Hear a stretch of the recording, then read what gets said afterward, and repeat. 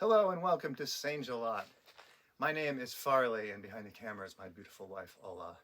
And we're here to give you a little tour of our kitchen, Babcha Halinka's kitchen, which we've spent the last year turning from a couple pallets on the ground covered by a Walmart awning into this mini off-grid masterpiece. So first, we'd like to introduce you to the central area.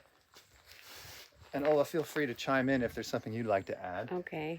This is where we eat, and this was the original kitchen, was the inside of here. As you can see, it's built on some pallets. They're just poking out there a little bit, and you can see cinders sitting in the back, and that's where we hang out. We sit at this table on the cushions, and many of our cooking materials are here.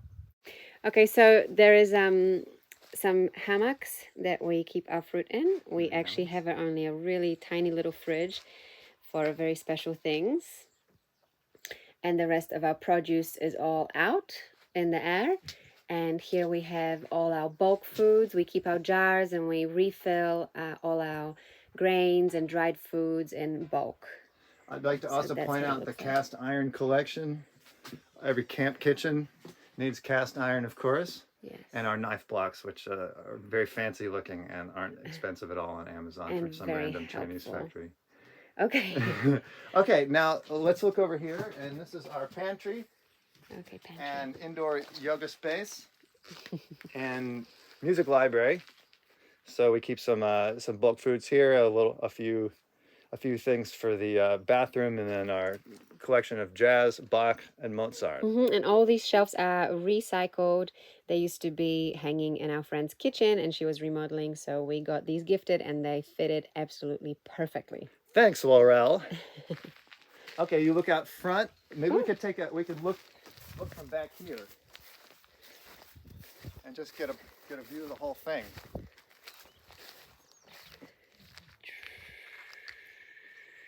So you see, we built this on top, this 12 by 12 roof originally, and then we realized that we needed a lot more space. Yeah. So we built these two awnings on the right and the left side. One of my favorite design features here are these pillars made of the local state tree, ohia, on these two awnings as well.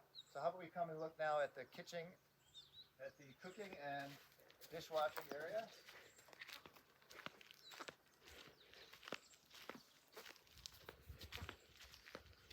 We have a little camp kitchen and our running water here. Sorry. Yeah. And down here, a power charging station. And this, can I open our refrigerator? This is our refrigerator. Just a little one. Dish drying here. We also have a filter for drinking water right here, which is great. So now we can drink our catchment water. Dishwashing, extra water. And then I'd like to show you what the off-grid plumbing system is comprised of. So as you see here, there's a 275-gallon catchment tank that's fed by the top roof that feeds in. And then when it comes into our system, we have the first stage sediment filter here, and then a pump, and then a pressure tank to keep the water pressure up.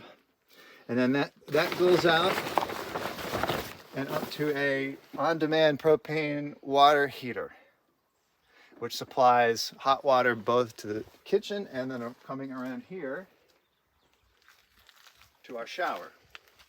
Ta-da! Which is a beautiful al fresco showering experience. We found that our towels were getting wet, so we built this small towel rack. It's protected from the rain there. And another element I'd like to point out is the rain barrel that's catching water that is coming from this awning. And that rain barrel then supplies water to the garden, as well as on the other side, we're catching there, and we're just waiting for our rain barrel on that side to be delivered. See the solar panels on the roof? Right? And that's that's going to then provide the power, 400 watts, for our electrical system. The electrical system brings us 400 watts of power down here to this charge controller by Renology, Adventure Solar Charge Controller, which then sends energy to two batteries that are back here. Two Walmart EverStart RV batteries, 12 volts.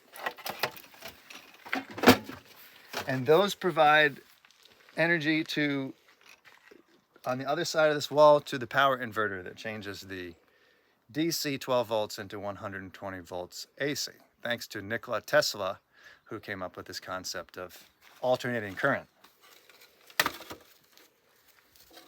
And in interest of full disclosure, I think we should talk about this. Oh, yes. This is our wood Ta-da! and cardboard recycling compost center.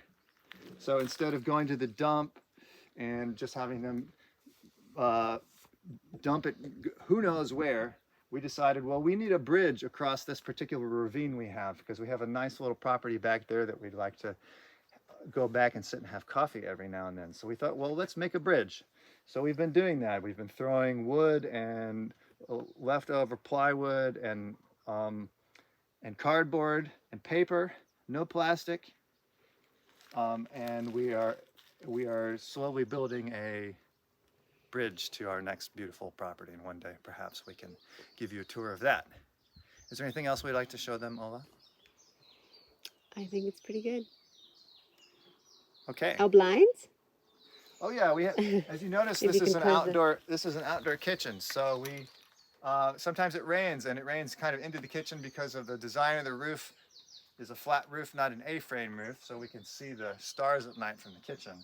So we installed around the whole property these blinds, which help keep the water out when it is raining. But then we have to roll them up again when it's windy, because sometimes it's windy. Mm-hmm. So that's been one of the most challenging things for us living outdoors, is dealing with the water when it comes. But so far this solution is turning out pretty well. So thanks again for coming along with us on this tour of our kitchen. It's really come a long way through many different stages, and took a year to make, and we hope that some of this design might provide some inspiration, some information for you building your own piece of paradise.